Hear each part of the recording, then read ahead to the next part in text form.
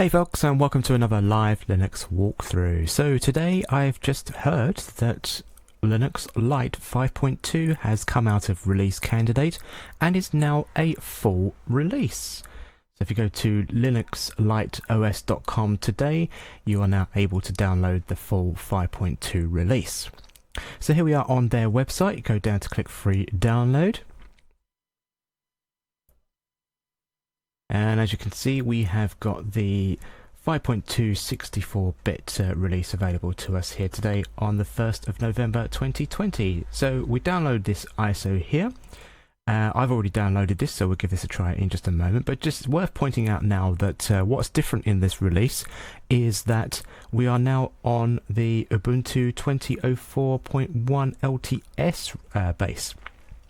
What that will do effectively is bring a whole heap of new features to the OS, and as well as that you're going to get full long-term support for the next 5 years on this, so that's good to know there. So you can obviously right today download this and give it a try, and we've already done so I'm just going to bring that up in a virtual box, and we'll see how we go with this one here. So here we have the start screen, so we go into Linux Lite.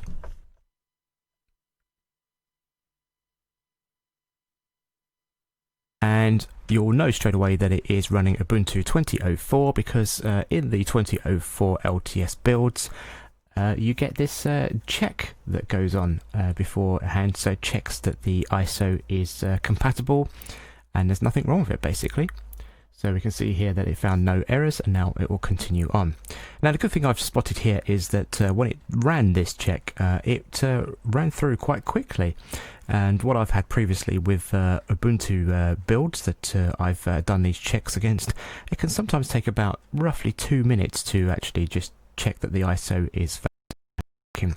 But as you saw here on screen just now with Linux Lite, it happened very, very quickly.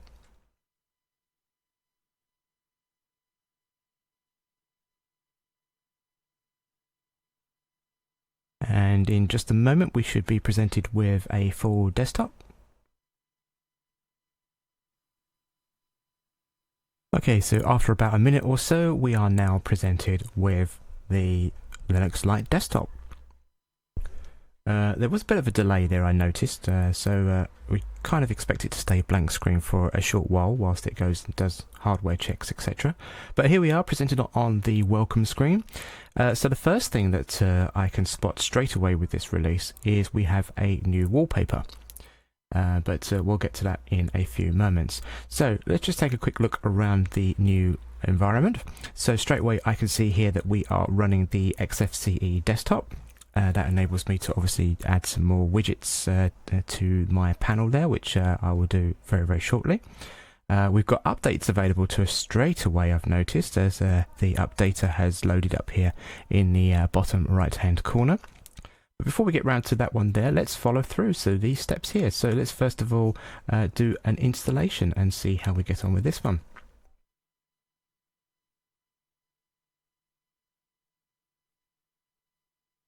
Now, when I did my testing on release candidate, I did notice that the installation process had stalled for me. So hopefully now those issues have been resolved. So let's give this a go. So here we are now in the Ubuntu Ubiquity, I believe it is, installer. So we select English. And we go with English UK. Check with English UK for our keyboard. And we continue. And I'm not going to install third-party software for graphics and Wi-Fi at this stage, but one thing I will do is ask it to download updates whilst installing the Linux installation. So we click continue.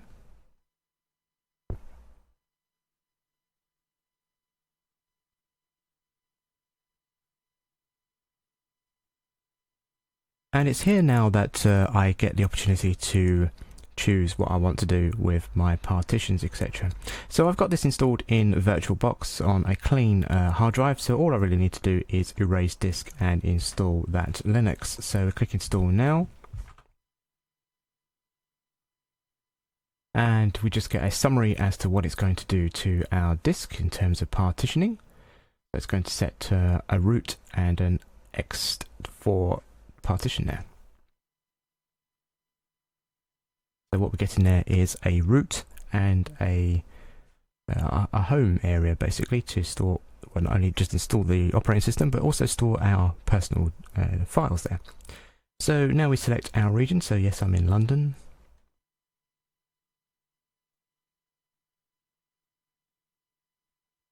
And just enter in my user credentials.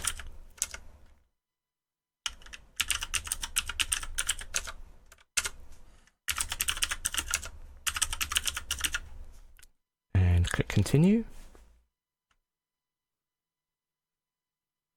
And now it's doing the installation.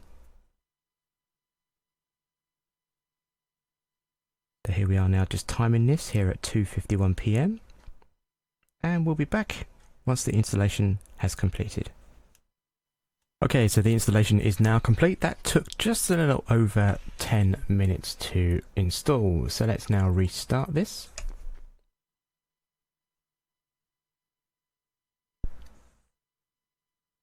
And here we are. Linux Lite installed and now ready for us to log in for the first time. So we'll now just enter in our credentials.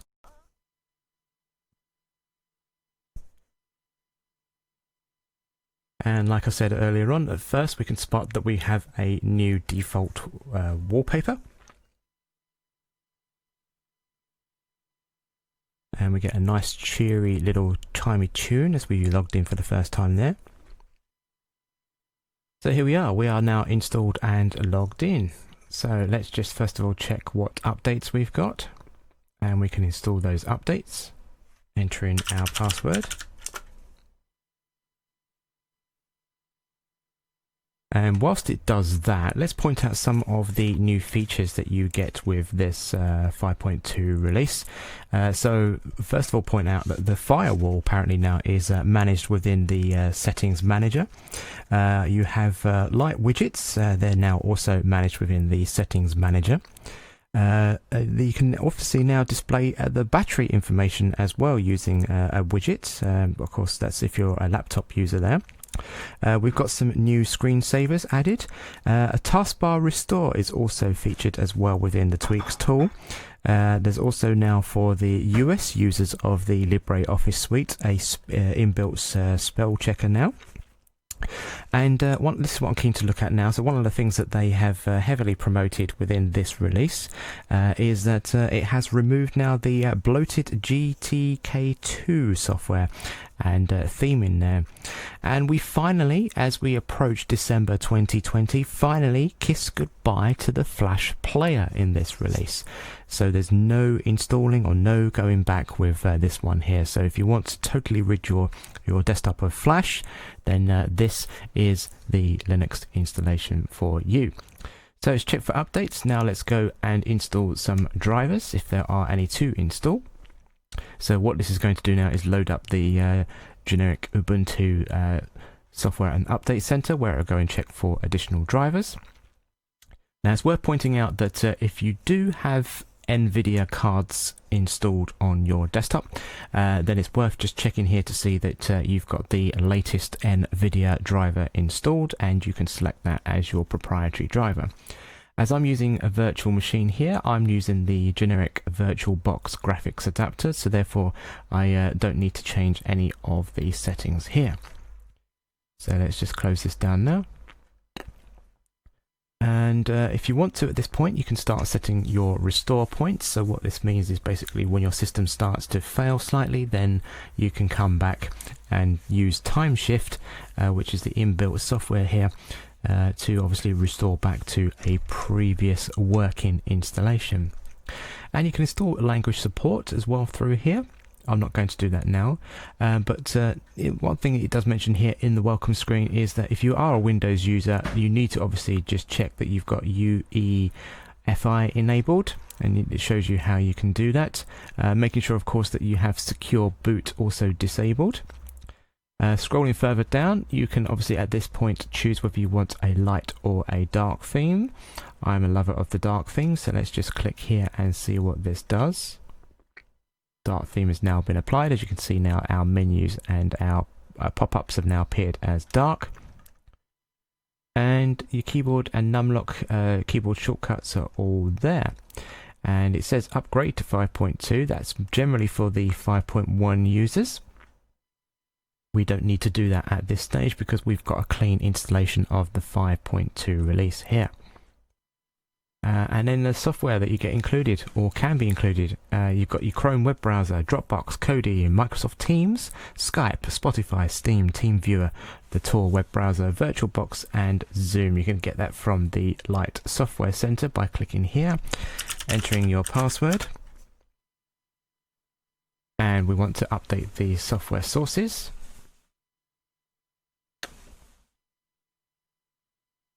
And it's here now where you can choose to install or remove software. So let's just choose install software and see what options we get available to us here. Apparently some new software has been added to the software manager, so that will also include Microsoft Teams, I understand it. We just wait for that to load up. Here we go. So taking a look at the list of software available to us, you've got the status of whether it's installed or not. So all of these at the moment are available to you from the software repository, but they're not installed at this stage. So you can see now we've got Microsoft Teams available to us here. And we've got the Tor web browser, Spotify, and a whole lot more. So I'm just going to just test out installing Teams.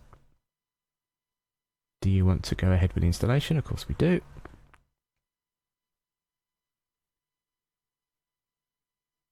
Now what this should be doing now is going off to the main repository and downloading and installing from the deb package there.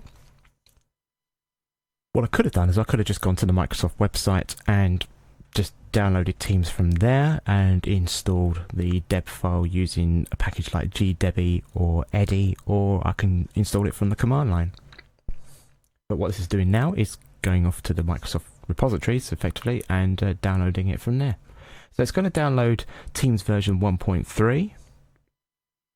This is the version for Linux. And the installation is now complete.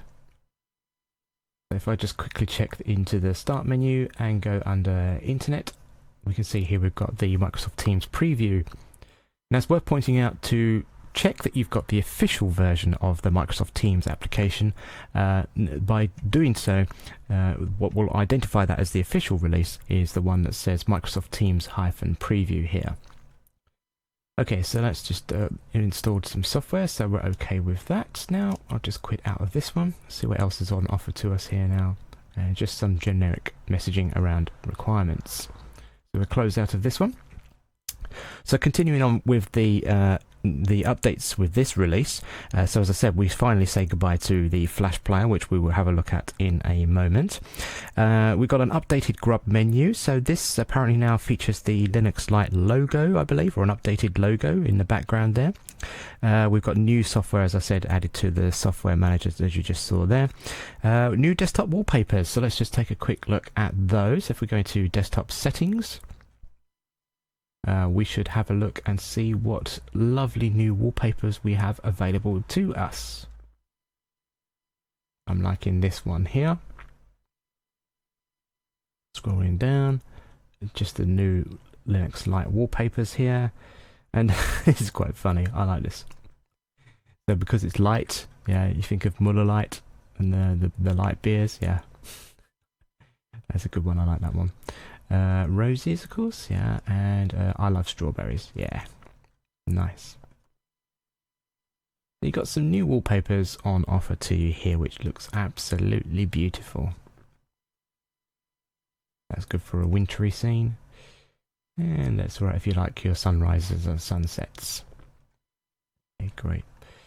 Under the menus, nothing really to change here, but icons, I believe, have also now changed a little bit, so we'll have a look at the theming in a moment.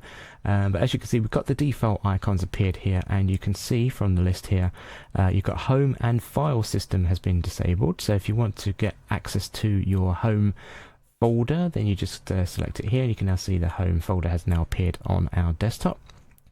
Scrolling down the list, you've got the option to also select and deselect the removable drives, which is what I normally do, and we'll just click close.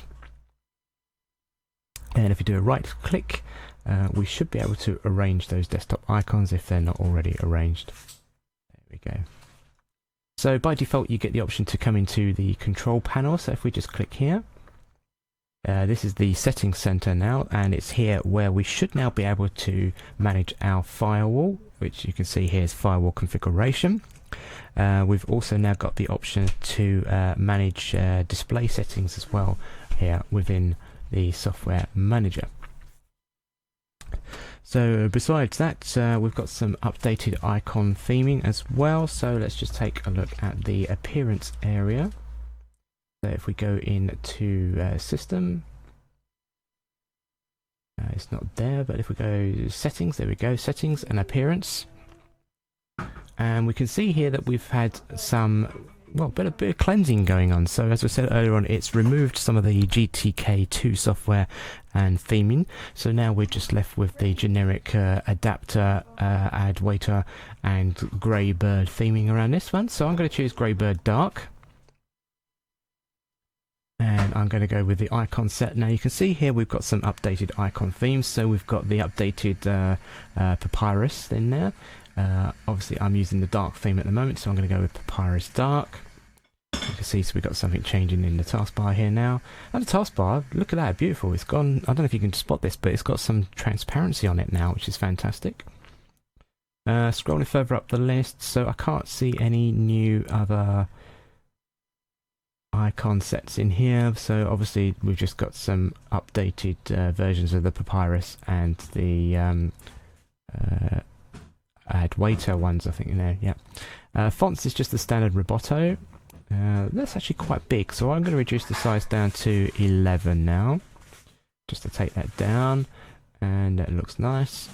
So under settings, we got the option to show our toolbar style as icons, text, or text with icons. At the moment it's just showing icons, but you can show text under icons. Now I think that probably just means it just changes the toolbar style when you've got maybe a larger taskbar. I've never really done that, to be honest, but icons is what I normally leave it set at. And you've got window scaling as well, set to ×1 by default, 100%, but you've got the option to times everything by 2 if you are running on larger screen displays there. So close that down. So apart from that, there's a lot of bug fixes as well within the notification areas. So I'm not entirely sure through reading some of the notes on this one here what the bugs were, but if you know of what those bugs were, then you'll be pleased to know that they've all been fixed within this latest release here. So let's just take a quick look at the menu. So obviously, as I said, we're using the XFCE desktop. So we're running 4.14 as the current version of XFCE. And I've changed some of the theming around, obviously made it Greybird. But let's take a look at some of the applications. So under accessories, you've got your standard screenshot application, the chance for you to install and view the fonts installed on your machine. You've got your file search, calculator, backups, archive manager. So you've got a lot of tools available to you here. Under graphics, you get GIMP installed by default. Your internet, you've got your Firefox browser, and obviously I've installed Teams already. But your mail client for this default installation is Thunderbird. If we open up the Firefox web browser, let's just see what version of Firefox we have up and running here.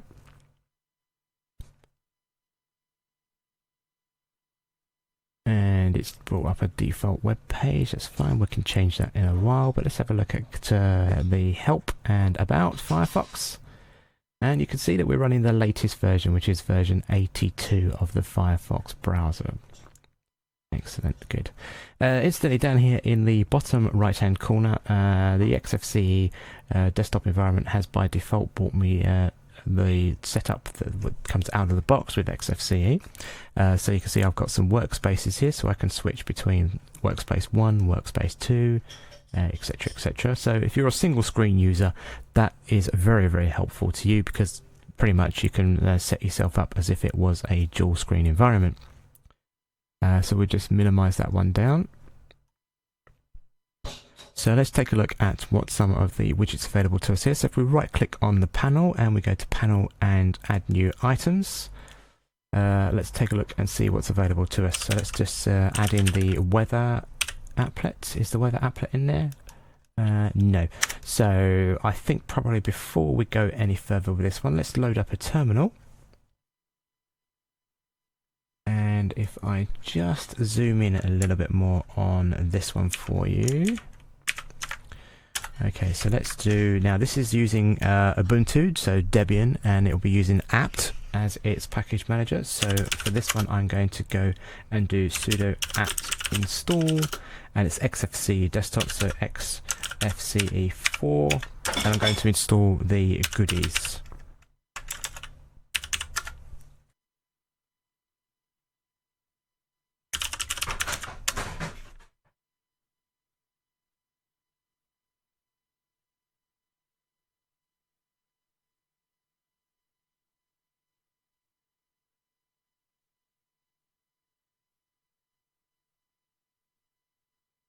Okay, so you see there I've installed the, or installing the XFCE goodie pack. What this does is it just brings through some additional items for me to add into the panel, including the weather applet.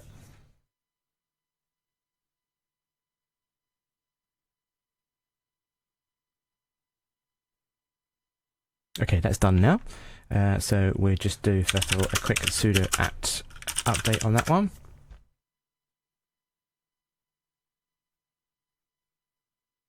And packages are up to date on that one. So let's now go back to the panel and we go panel and add new items. We should now have available to us, yep, the weather update. And you can see now down here in the bottom right hand corner that our weather applet has loaded. So if I just do a right click on that one and go into properties, and you can see straight away it's detected my location. That's not where I am, it's a few miles out, but it's the closest it will get. And if we go in here, we can check to see we're on Celsius. And in terms of what I actually want, in terms of the scroll box, the default obviously is temperature, wind direction, and wind speed. But you also get the option to show a lot more here. So barometric pressure, the wind speed, the humidity, etc. So I also like to pull through the humidity level. You see that it's not added yet, so if I just add that now, if I scroll down here, has added it to the bottom of the list. So you can see now my humidity currently right now that just flashed up on the screen is 82%. That's because it's pouring down with rain outside. Marvellous. Now it says we've got some sunny intervals. Yeah, I will say that because that's pretty much true, because the rain has now cleared and the sun is getting ready to show its face. But I wouldn't say for much longer though, because it's 3:20 here in the UK, and in about an hour's time the sun will go down, so there won't be much sunshine left for the next hour. Anyhow, so a few other things I like to just check to see is installed is my sensor plugin. So yep, I will install that one there. Oh yeah, I'm just thinking here, I'm using a virtual machine, so that's not going to work. What else do I like to run as is? So system load monitor, yep, let's have just a quick look at that. And you can see we've got our CPU, our memory, and our swap usage showing here. So again, if I go into properties on this one, I can change the colors, I can change the labeling, and I should be able to use the update. Yep, so updates every half a second, and the power saving interval will be every 1 second. And that's good. Okie dokie. So you can see some colors are now appearing in there, which is pretty low and good so far. Excellent.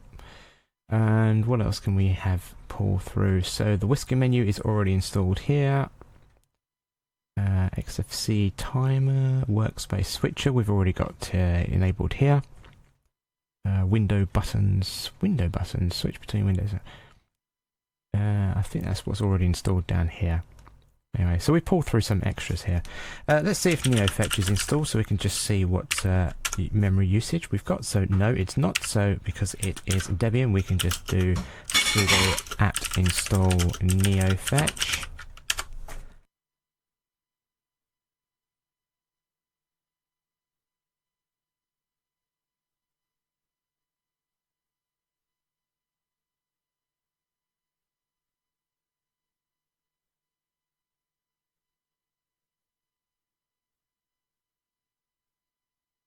Okay, so NeoFetch is now installed. Let's go ahead and see what we have got in terms of our resources. If I just zoom out on this one. We get the Linux Lite logo, which is great, and you can see all the details here. And just pointing out here, we are running an older version of the kernel here, because we are running the 2004 LTS build here. So that's on kernel 5.4. So just to point out that Linus Torvalds has actually announced that the next LTS kernel release will be 5.10, which is currently releasing in a release candidate view this week, I understand it. So that will be available to current distributions and long-term support going forward. So when the next LTS release comes around, which will be obviously 2204, then they should be on the 5.10 release there. So just look out for that one there. But quite happily, I'd like to point out that even though I've got 8 gigs set up on this one, running idle, I'm still recording, obviously using OBS and showing you some screen capture, of course, here. We're running just under a gig in terms of its RAM, so that's very, very light, I must say. So there we go. So that is Linux Lite 5.2, officially released today, November 1st, 2020. Go ahead and get it now. It'd be very, very interesting to see what feedback this release gets for the lower spec hardware users amongst us. Linux Lite 5.2 now available. Go and get it now from linuxliteos.com. And of course, this has been Robin here with a live walkthrough of the Linux Lite 5.2 release. Don't forget to like, subscribe, and smash that button to obviously be notified of future releases, of course, there. But if you'd like to get in touch, then head on over to my website at digitalrobin.net. Of course, you can get me on Twitter at RobinJust. Failing that, of course, I will catch you on the next episode of Big Daddy Linux Live Europe, and the next edition of that will be next Saturday, November 8th. Hope to catch you then. In the meantime, have yourselves a great day, enjoy the rest of your day, and I'll catch you again in another walkthrough video pretty much soon.